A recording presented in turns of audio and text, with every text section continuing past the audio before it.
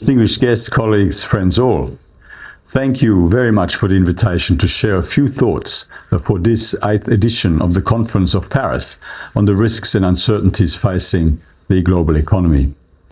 The OECD's latest economic outlook released earlier this month shows that the global economy has continued to be resilient.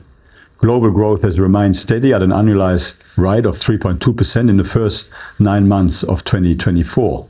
And global trade has been a key contributor to this resilience, with high-frequency trade activity data, including on containerized trade and international passenger volumes, indicating that this momentum is continuing. The decline in inflation has been another key factor behind the resilience of growth. Inflation for the median OECD economy declined from 3.8% in October last year to 2.3% in October this year. And in half of OECD economies, inflation is now back at or below the central bank's target. Looking ahead, we project global growth of 3.2% this year and slightly higher at 3.3% next year and in 2026. And we expect OECD-wide inflation to ease further from 5.4% this year to 3.8% next year and 3% in 2026. By the end of next year, inflation is projected to be at or below the central bank's target in around 2/3 of OECD economies. While overall the economic outlook shows a resilient picture, significant risks and uncertainties nevertheless remain. Escalations of geopolitical tensions, including Russia's war of aggression against Ukraine and ongoing conflicts in the Middle East, could disrupt energy supplies and trade flows. Trade policy uncertainty has increased, adding to the concerns generated by the ongoing increase in import restrictive measures being implemented by major economies. In this environment, the macroeconomic policy priorities are for central banks to continue to lower policy rates as inflation continues to decline towards targets, with the timing and extent of rate reductions carefully calibrated based on data to ensure that inflationary pressures are durably contained. And for governments to ensure credible fiscal paths to secure public debt sustainability over the medium to long term. Looking to the medium to long term, policy action will be needed to encourage further growth and advancing structural reform in several key areas. First, on unlocking investment and innovation by tackling overly stringent regulatory barriers to competition. The most recent OECD product market regulation indicators released in July this year show that the pace of competition-enhancing reforms has slowed and productivity growth has consequently slowed. Based on our assessment, few reforms have taken place since 2018 to promote greater competition in services sectors, for example. We need to prioritize reforms that lower regulatory burdens in services sectors to create a more dynamic and competitive environment that encourages innovation, lowers costs, and improves the quality of services, driving productivity growth. And setting up a new business remains overly costly, complex, and time-consuming, preventing the entry of dynamic competitors in stagnant markets. Second, on strengthening human capital, skills development, and lifelong learning to ensure workers are prepared for evolving labor markets. Without policy action, the economic consequences of population aging alone could reduce average OECD GDP per capita by 7.9% by 2050. Our data shows that aging already constrains the available pool of talent and is set to further exacerbate existing labor and skills shortages, particularly in the health sector, again impacting on productivity. Encouraging enrollment in vocational education and training and increasing the attractiveness of these programs as equal to other educational opportunities can help to align education and skills development with evolving labor market requirements. Towards this, the OECD Skills for Jobs database provides data on emerging gaps between skills supply and demand, covering 43 OECD and partner countries to support policy and investment decision-making. Third, on supporting the rules-based global trading system while making trade work better for people. More trade and more investment means stronger growth, more jobs, higher incomes, and lower costs for consumers. We need to have, to the greatest extent possible, a fair global level playing field for trade with well-functioning global markets based on a rules-based global trading system in good working order. And in parallel, we need to ensure that everyone has the opportunity to participate in and benefit from the upside of expanding global trade, and that the environmental and social implications are indeed all the risks are better managed. Towards this, the OECD has a comprehensive strategy on trade to help policymakers build supply chain resilience, encourage responsible business conduct, and support negotiations at the World Trade Organization, including through improved transparency on subsidies and other government support. Fourth, on attracting further private investment in infrastructure to lay the groundwork for economic growth and to tackle digital divides. In a fiscally constrained context, mobilizing private finance for infrastructure is key to laying the foundations for economic growth, expanding value chains, and addressing connectivity gaps. The OECD helps support quality infrastructure investment with data analysis and best practices. For example, our infrastructure governance indicators help policymakers identify areas for improvement in the quality of infrastructure governance, including fiscal sustainability, affordability, and value for money.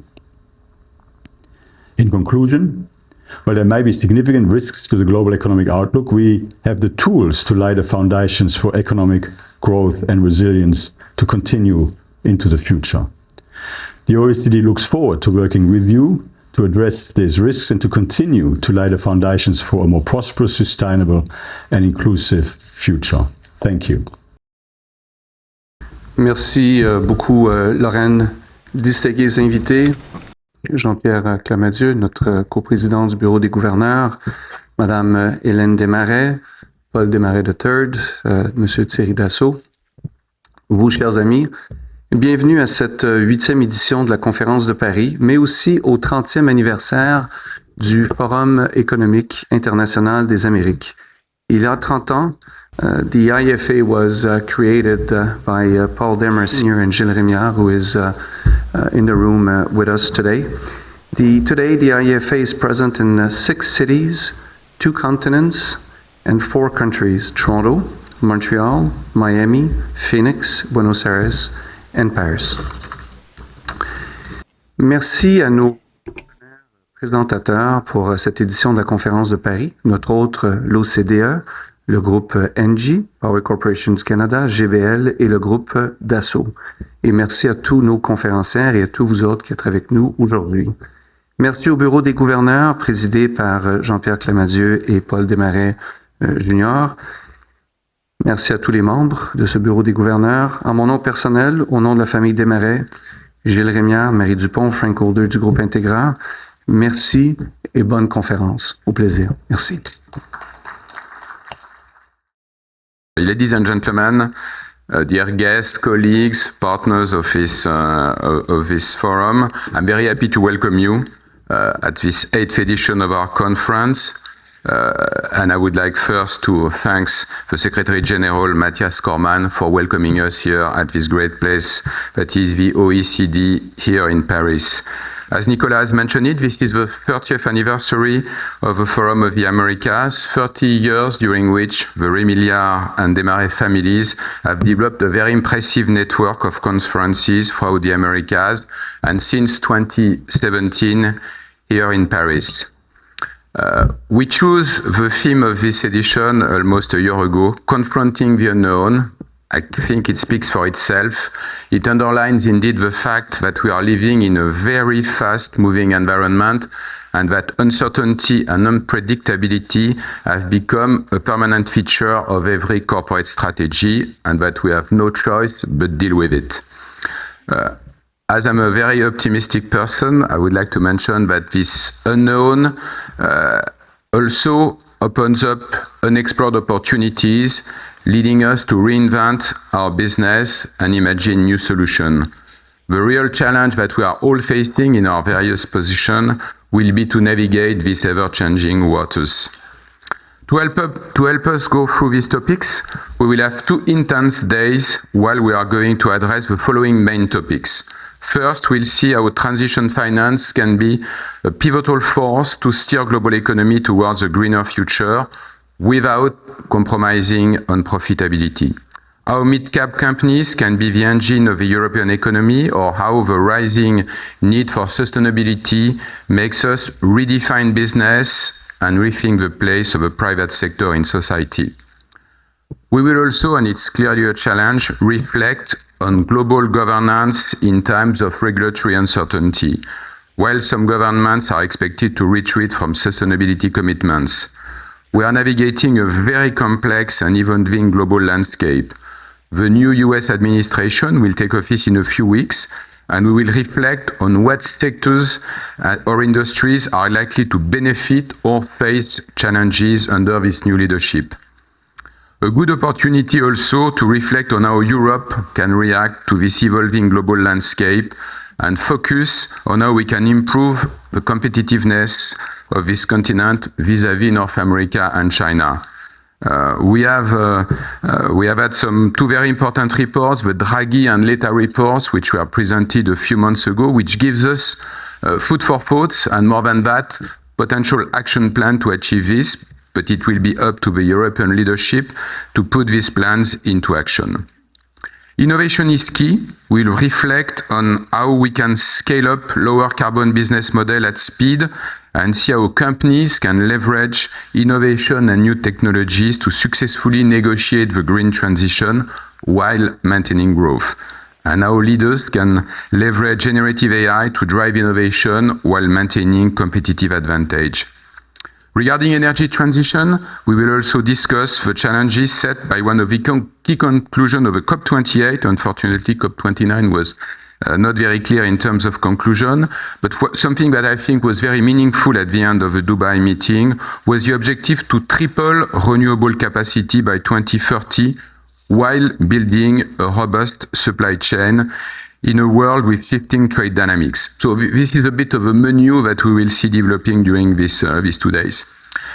We are in December 2024, and it's probably a good time to look back at what happened during this year.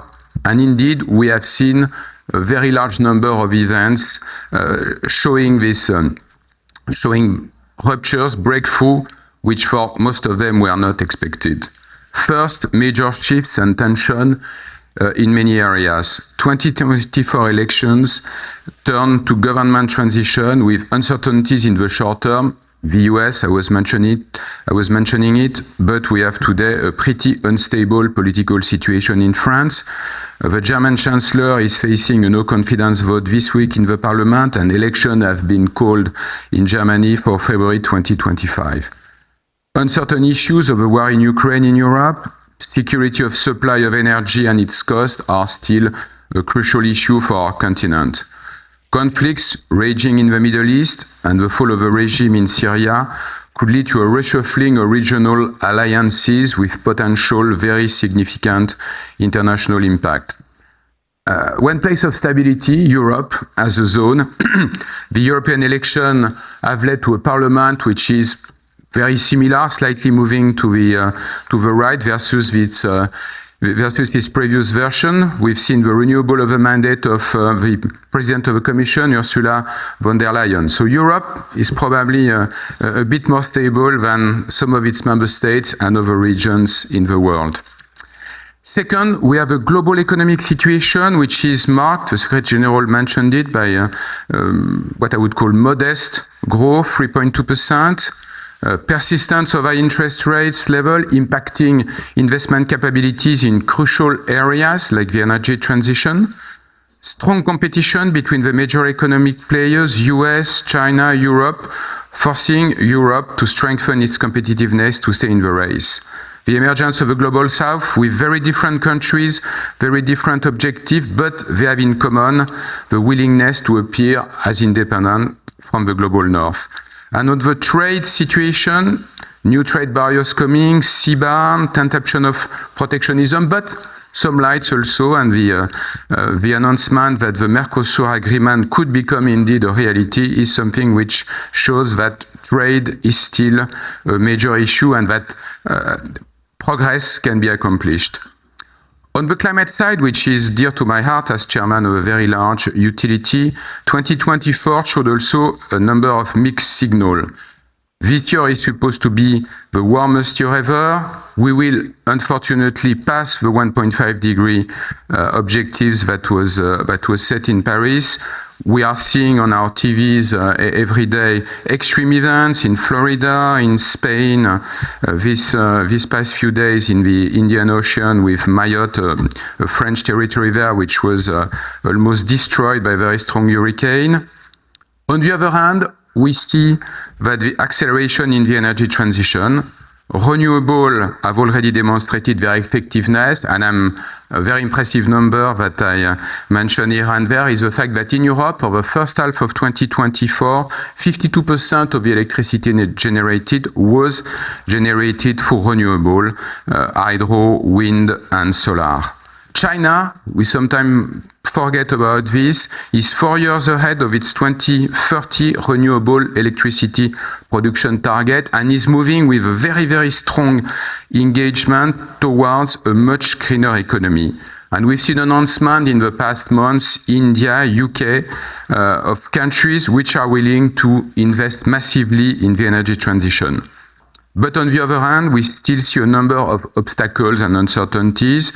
No agreement reached in COP29, countries more divided than ever. Some question on how the European Commission will pursue the Green Deal. European sovereignty and energy transition are sometimes seen as aligned, and I do believe they are aligned, but they are sometimes also presented as the enemy of purchasing power. And almost everywhere, at least everywhere where we operate as ENGIE, we see the not in my backyard syndrome and the fear of inequalities slowing down projects and the implementation of new policies. Obviously, huge challenges for us all. To confront the unknown, we need action, cooperation, and innovation. I am absolutely convinced that accelerating the energy transition is a great example of what we can do to answer to today's most burning issues. Action. We must accelerate the energy transition because it's a response not only to the climate crisis, but also the issues of security of supply, competitiveness, and energy cost. At ENGIE, we produce every year scenarios on how Europe is moving on its decarbonization pathway. We've just published our scenarios a few weeks ago, and there's good and bad news. Good news is that we think that the 2030 objective, the famous Fit for 55, that was one of the headlines of the priorities of the Commission for the previous Commission, we think that this objective is within reach. And this will require to continue working on reducing demand and massive electrification. But again, 2030 achievable. The net zero by 2050 objective, on the contrary, is indeed a very challenging one. And we need to continue very deep, very significant transformation of our energy system here in Europe to be able to achieve this demanding objective. But I think there is no reason for us to resign, and we need to continue to fight to make it a reality. Second priority, innovation. The energy transition can be an opportunity for our industry and our economy. We can make this transition a real industrial adventure. It's pushing today entire sectors to implement a genuine revolution, as we are seeing today in the heavy mobility sector, airline, shipping, or what we call the hard-to-abate sector, like steel, who are really rethinking the way they can operate to achieve this objective. And two numbers we need to keep in mind. The investment required to achieve this transition represent about 2% of the GDP per year. Each additional degree of climate change will cost us 10% of GDP globally, plus a number of environmental and human drama. And to succeed, we need global cooperation to navigate successfully these challenges. Crucial that public sector support these changes by providing the adequate regulation and framework. We need a collaborative approach involving government, industries and communities to achieve a sustainable and inclusive energy future. In Europe, clearer and simpler regulatory framework could boost our energy transition, just like the IRA did for the US. And we need to keep in mind that this transition must be affordable and we need to act for a just transition. Ladies and gentlemen, these 2 days must be for all of us an opportunity to dialogue, to share, to project ourselves in the unknown future, and I hope to reinvent the strong ties between our two continents, Americas and Europe. This is one of the objectives of this conference, that our economies, our industry, but also our fellow citizens need. And I think that these ties between our two continents will experience significant stress tests in the next few months, but I hope that through this conference, we will be ready to go through this test and continue to develop this relationship, which is so important for all of us. With that, I wish you 2 very fruitful days. Thank you very much. Good morning and welcome to the 2024 Conference of Paris. It is a great honor to gather with you here at the OECD Conference Center as we kick off what promises to be 2 days of thought-provoking discussion and meaningful exchanges. This event is not just a conference, but a pivotal moment in our collective efforts to address the economic and societal challenges that shapes our world today. This year is special as it marks the 30th anniversary of the International Economic Forum of the Americas. It is incredible to think how far we have come since the first edition of the Conference of Montreal 3 decades ago. What started as a North America conference has evolved into a global network linking leaders from around the world to discuss the pressing issues of our time.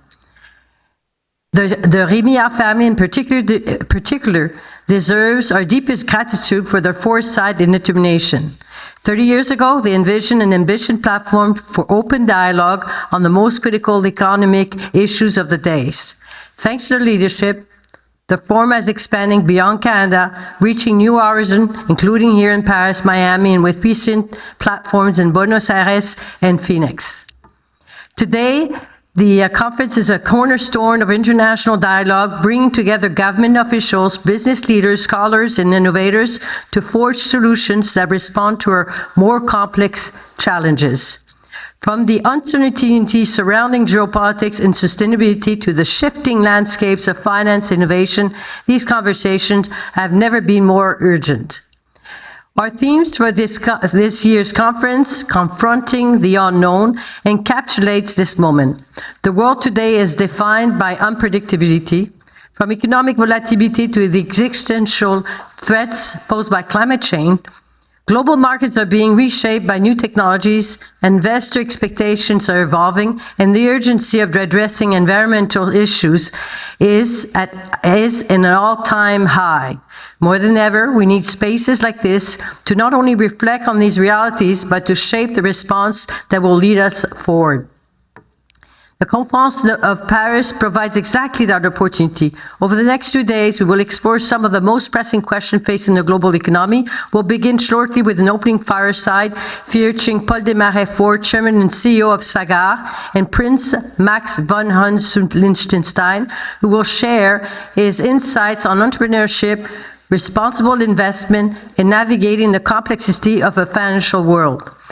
Following that, we will dive into our plenary session, which tackles the urgent need to steer capital towards a sustainable future, a discussion that promises to challenge us on how we can finance the transition to a low-carbon economy without compromising on profitability. We are privileged to have such a distinguished lineup of speakers throughout the conference. They include CEOs from some of the world's leading companies, top policy makers, and renowned thinkers. Session will explore topics ranging from transition finance to corporate governance in times of regulatory uncertainty, as well as Europe's role in driving the next wave of mid-market champions. One of the highlights today will be the session on scaling lower carbon economies at speed, which will focus on the urgency of accelerating decarbonization in industry worldwide. As 2024 saw the highest carbon emissions ever recorded, it is clear that efforts to combat climate change must intensify. We will hear from José Manuel Entracanales, Philippe Keren, and Jean-Marc Olagnier, who will share how their industry are tackling the challenge head-on, using innovation and collaboration to scale sustainable solutions. This year's program also includes critical conversation about global governance, energy transition, and the role of technology in building future-ready supply chains. We will even look at how smartphones are transforming access to knowledge, turning into more mobile libraries that democratizes learning and opportunity on a global scale. The topics we will address are complex, but the stakes are clear. Our ability to navigate these challenges will determine the future of our economies, our businesses, and indeed our planet.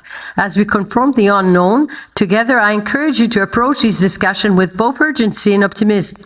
The solution to the most difficult question often lie in collaboration, in challenging each other's assumptions, and in thinking boldly about the future. Before I conclude, I would like to take a moment to express my deepest gratitude to our partners and sponsors who have made this event possible. A special thank you goes to the Rémillard family for their vision and to all of you for being part of this journey with us. 30 years ago, they took a leap of faith, creating a space for the world's brightest mind to come together and tackle the defining issues of the day. That legacy lives on here today in Paris and will continue to inspire us for decades to come. Thank you again for your presence, your contribution, your commitment to building a better future. I wish you all the productive, inspiring conference for Paris. Let's continue the conversation and push the boundaries of where it's possible. Thank you.